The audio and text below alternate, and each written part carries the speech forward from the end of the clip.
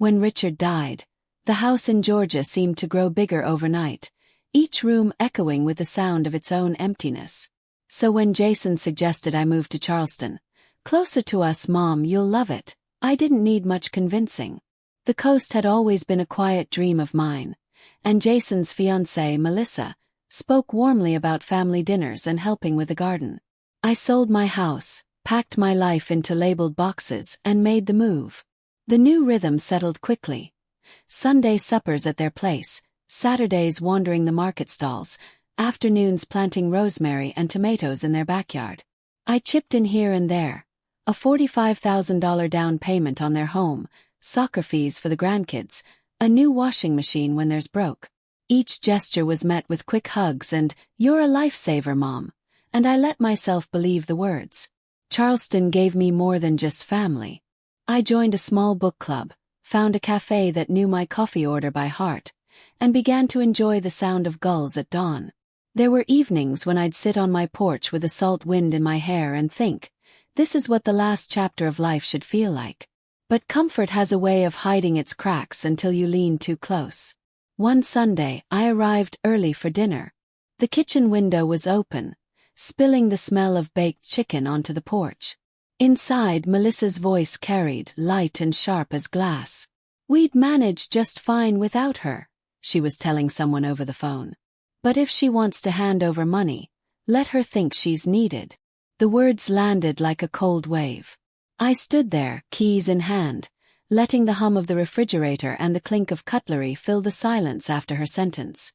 My first thought wasn't anger. It was something quieter, heavier. The realization that perhaps I'd mistaken proximity for closeness, and generosity for love returned. I stepped inside, smiled as if I'd heard nothing, and set the pie I'd baked on the counter. Melissa ended her call with a laugh that didn't reach me. Jason came in from the yard, kissed my cheek, and started talking about a new fishing trip he wanted to plan. I listened, nodding, but something in me had already stepped back, taking note of a shift I couldn't yet name. The first change was so small I almost didn't notice it. Melissa stopped saying thank you. It wasn't sudden like a slammed door, more like the slow closing of a window, until one day you realize the air has gone stale. I'd bring over groceries when I spotted a sale, or drop off a check for the kids' ballet recital fees, and she would take them with a nod, already looking past me. No smile, no, you didn't have to. Just an unspoken expectation, as if my help were part of some permanent arrangement I'd signed without reading. Jason, too, seemed different. The calls that used to come every few days began to stretch into weeks. When the phone did ring, it was rarely just to talk. "Hey Mom, the car needs new tires. Think you could help? Melissa found a great camp for the kids this summer. Can you cover the deposit? We'll pay you back." They never did. I kept telling myself it was temporary. They were busy, stressed, juggling bills and 2 young children. I tried to stay useful, showing up early to help set the table or wash dishes afterward. But usefulness has a way of souring when it's mistaken for servitude. One afternoon, I came by for what I thought was a casual visit, only to find the family in coordinated outfits on the front lawn, smiling for a photographer. Melissa waved awkwardly from the porch. "Oh, Linda, sorry, it's just for the younger generation today. You understand, right?" I nodded, but my throat felt tight. I stood there holding a basket of fresh peaches, feeling like an uninvited guest at my own life. A week later, I noticed my favorite armchair, the one Richard and I had picked out on our 20th anniversary, with its deep, soft seat perfect for reading, was gone from the living room.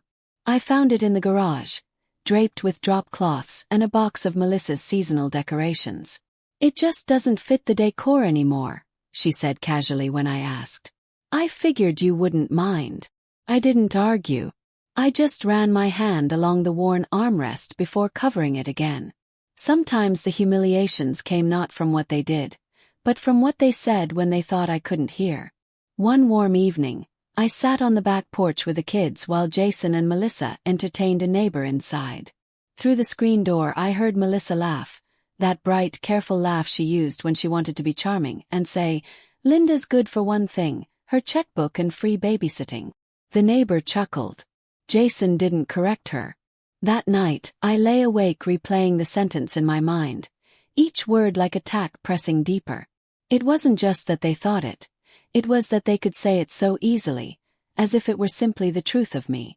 From then on, I began to watch more closely. I saw how Melissa's smile tightened when I gave the children gifts without asking first. How Jason avoided my eyes when I asked about the investments I'd funded over the years. How my place in their lives was shrinking, not because I had less to give but because I had already given so much. I didn't stop helping right away.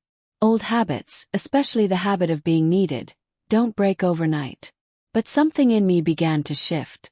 I started keeping copies of the checks I wrote, noting dates and amounts in a small ledger I kept in my desk drawer.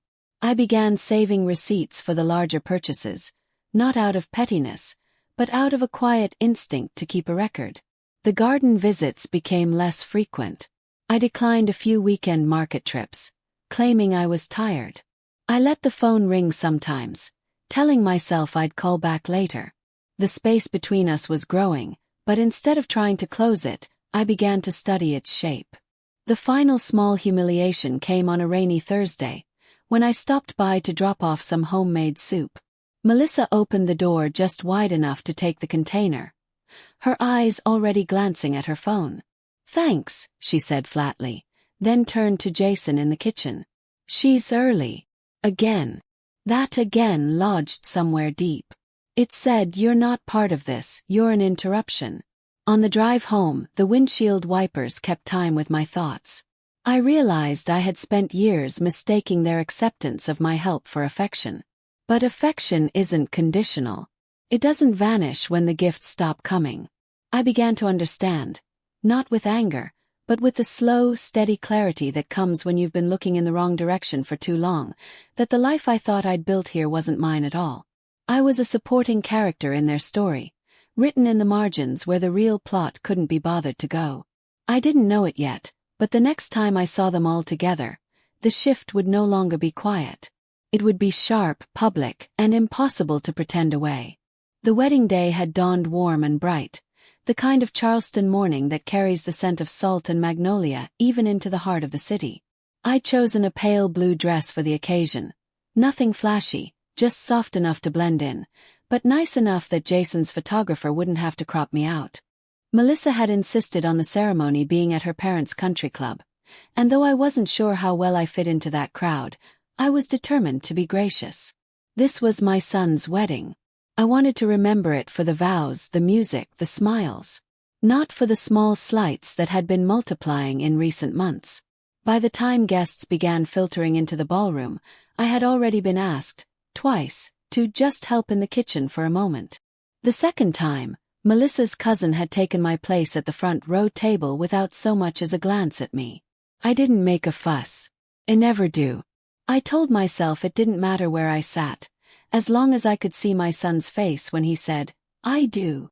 The ceremony passed in a blur of organ music and posed smiles. By the time the reception began, I'd found a quiet joy in watching Jason laugh. Really laugh, for the first time in months. I sipped my champagne slowly, thinking that perhaps I'd been too sensitive lately. Maybe things were better than I feared. It was during the toast to the bride's parents that it happened. I had been carrying my half-full glass back toward my table when a waiter stepped in front of me, turning sharply with a silver tray. My hand jolted. The glass tipped. Champagne splashed in an arc that caught the light, and landed squarely on Evelyn's gown. Gasps rippled through the nearest tables.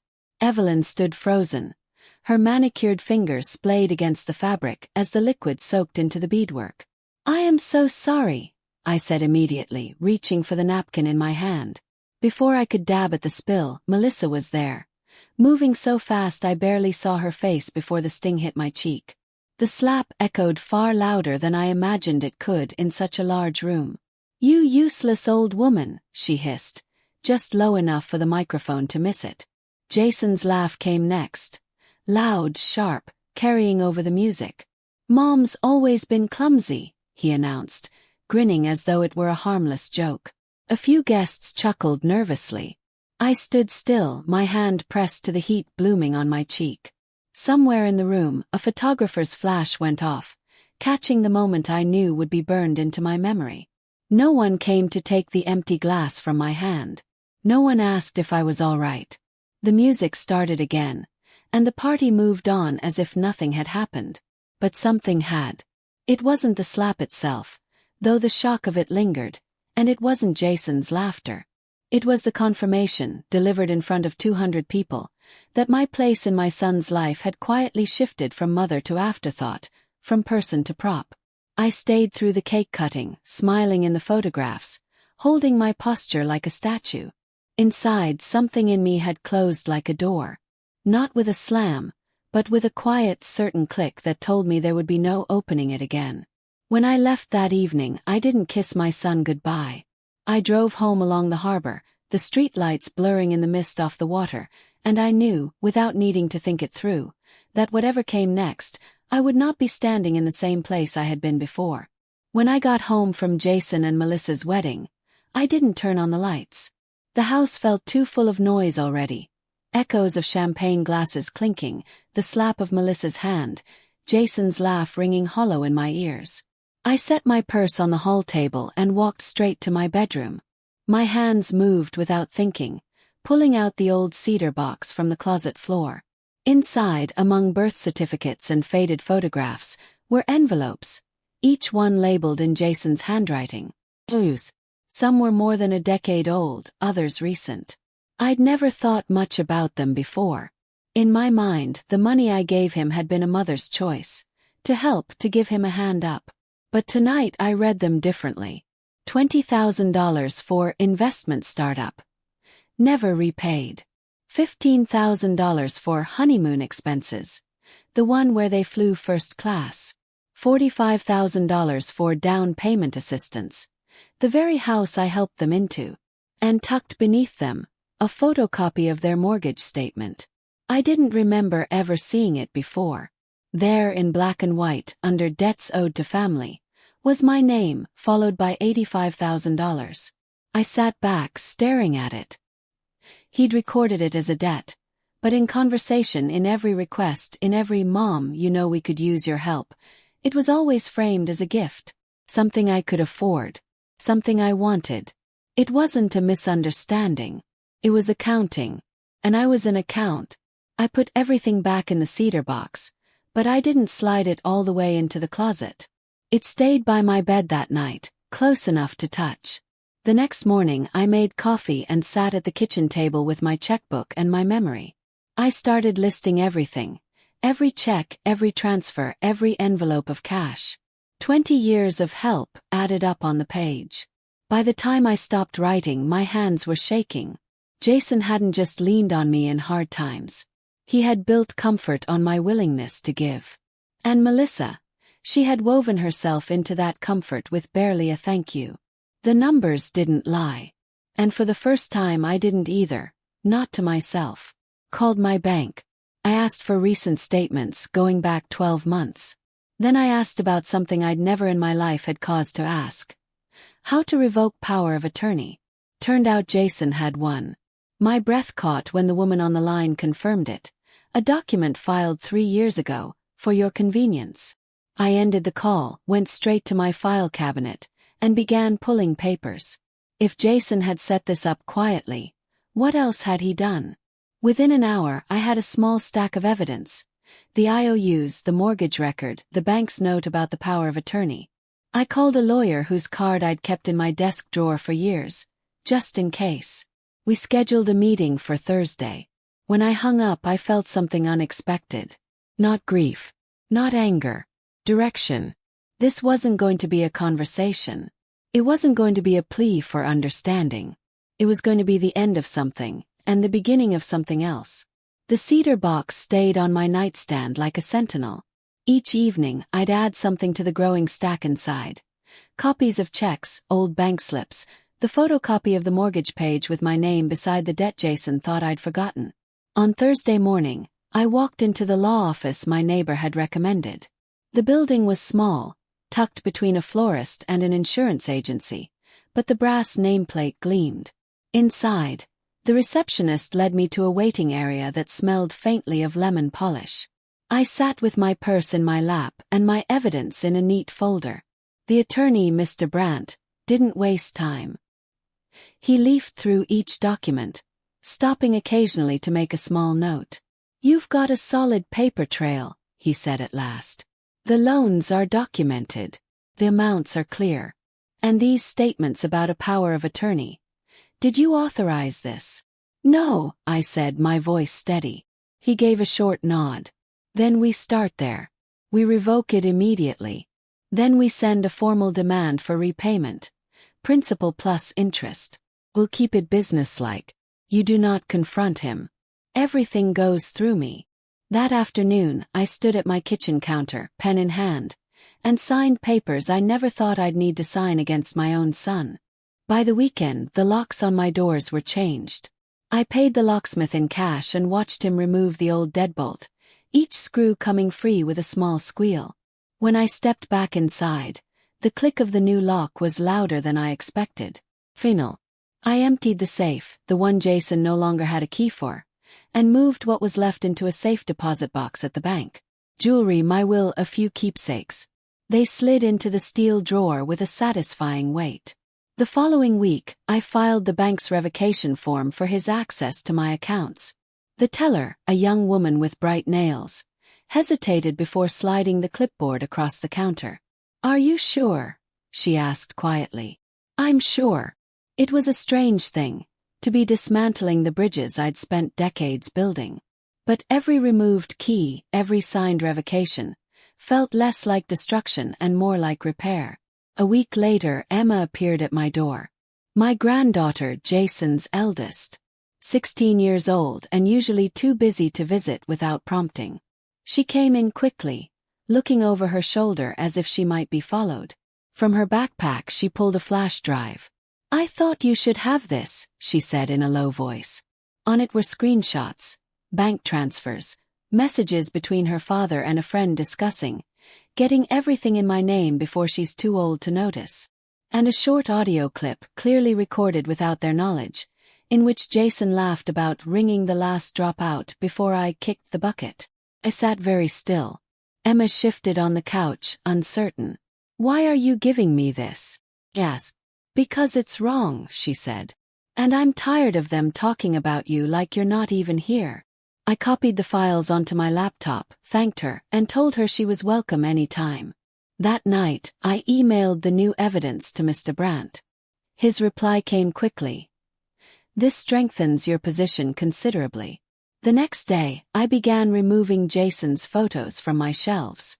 Not angrily, not with tears, just one by one, dusting the empty spaces they left behind. It was not about erasing him. It was about making room for myself. The first knock came just after dinner, 3 days after Mr. Brandt sent the demand letter. I'd been rinsing dishes, the smell of lemon soap rising in the steam, when the sharp rap on the door made me glance at the clock. Too late for deliveries, too early for neighbors. I dried my hands slowly, knowing before I opened it who would be standing there. Jason and Melissa filled the porch. He in a windbreaker, jaw tight, she in a soft sweater, her eyes already rehearsing sympathy. "Mom," Jason said, his voice clipped. "We need to talk." I stepped aside, motioning them in. They sat at the kitchen table like they had so many times before, but their posture was different now, angled forward, urgent. Melissa spoke first. "This letter. From your lawyer. We didn't think you'd actually do something like that." "Something like what?" "Yes. Threaten to take your own family to court." Her voice had a wounded lilt, but her eyes were hard. Jason leaned in. "You're blowing things out of proportion. We're family. We help each other. That money, you gave it freely." "I documented it," I said simply. "That doesn't mean it wasn't a gift," he shot back. "You've always said you wanted us to be comfortable." Melissa reached across the table, her manicured nails grazing the folder I'd left there from earlier. "Is this really worth tearing the family apart?" I looked at her hand, then at her face. "It's worth making sure I can live the rest of my life without worrying about being used." Her smile faltered. Jason's voice rose. "Used? After everything we've done for you. I raised a hand. We're not going to argue. Any communication on this matter goes through my attorney. Melissa let out a short, humorless laugh. You're letting some stranger tell you how to treat your own son. Understood. I think this conversation is over. They left in a flurry of mutters, Jason shaking his head, Melissa's perfume lingering in the doorway long after the porch light caught their retreating backs. The calls started that night. First Jason, leaving a message in the strained, performative calm he used when trying to negotiate. Mom, let's not do this. We can work it out. Just call me. When I didn't respond, the tone shifted. If you go through with this, you'll never see the kids again. Melissa's voice appeared next. You're being manipulated. People are going to think you've lost it. I saved each voicemail. By the end of the week, my phone was lighting up hourly. Numbers I didn't recognize, then familiar ones from relatives I hadn't heard from in years. My cousin Gloria called to tell me she'd spoken to Jason and that. He's devastated, Linda. Maybe you could just forgive the debt. I thanked her for her concern and told her I was handling it. At church that Sunday, 2 women I barely knew cornered me near the coffee urn. We heard you and Jason are having some trouble, one said, leaning in. Families shouldn't let money come between them. I smiled politely and excused myself. The pressure wasn't just social. A certified letter arrived from a local mediation service, at the request of Mr. Harper and Mrs. Harper, inviting me to resolve the matter privately. Mr. Brandt advised against it. They want to get you off the legal track and into something they can control, he said. I agreed. The next attempt was subtler. Emma came by with a store-bought pie, not her usual self, and told me that, Dad says you can fix this if you just call him. Her discomfort was clear. I told her I appreciated her visit, and that none of this was her responsibility. A week later, Jason showed up again, this time alone. He didn't come inside. I'm giving you one last chance, he said from the porch. Drop this, and we'll pretend it never happened. And if I don't? He looked past me, toward the living room where family photos once hung. Then you're done with us. I met his eyes. I think that happened a while ago. He left without another word. The calls slowed after that, as if they'd finally realized I wasn't going to bend. But I knew the next phase would be legal posturing, counterclaims, accusations meant to rattle me. Mr. Brandt prepared me for each one. Claims that I'd promised the money as inheritance, that I was acting under undue influence from outsiders, even a suggestion that my memory was failing. I answered none of it directly. Every response went through my lawyer. My voice stayed off the record, my presence out of their reach. Inside my home, the quiet deepened. Not the heavy quiet of being excluded, but the light, spacious quiet of having no one pounding at the door. I spent more time on the porch in the evenings, the crickets loud in the dark, a cup of tea cooling in my hands. The world felt larger without their demands filling it. Still, I knew the endgame was coming. Either they would back down, or we would see each other across a courtroom. And for the first time, the thought didn't fill me with dread. Because now, whatever the outcome, the terms would be mine. The settlement came on an ordinary Tuesday morning, delivered in a manila envelope by a courier who looked too young to understand the weight of what he was handing me. Mr. Brandt had warned me it might happen suddenly, after weeks of silence. Inside was a signed agreement. Jason would pay $55,000 up front, with the remaining $43,000 in monthly installments of $2,000, secured by a lien on his house. I read it twice, my hand steady. This was not triumph, it was conclusion. The cashier's check for the first payment felt heavier than paper should. I placed it on the kitchen counter beside my mug of coffee, and just looked at it for a moment. It represented more than repayment. It was proof that the years I had spent second-guessing myself had finally ended. I deposited it that afternoon. By evening, I had booked the trip I'd been quietly imagining for months. 2 weeks in Ireland, something Richard and I had dreamed of but never managed. I chose small inns over hotels, places where the floors creaked and the breakfasts came with homemade jam. When the plane touched down in Dublin, I stepped onto the jet bridge with nothing in my hands that belonged to anyone else. For the first time in decades, I was traveling without a list of what others needed from me. The air smelled of rain and peat smoke, and I felt lighter than I had in years. The days unfolded slowly. I wandered narrow streets lined with colorful shopfronts, learned to pour a proper pint, and listened to music in pubs where strangers sang like old friends. In Galway, I joined a group tour to the cliffs of Moher. Standing at the edge, the wind tugging at my coat, I thought about all the years I'd lived bent toward others' expectations. The ocean roared below, endless and unconcerned. I made friends, a retired teacher from Canada, a widower from New Zealand who traveled with a sketchbook, a young woman walking the coast to raise money for her sister's medical bills. We ate together, swapped stories, and parted without obligations.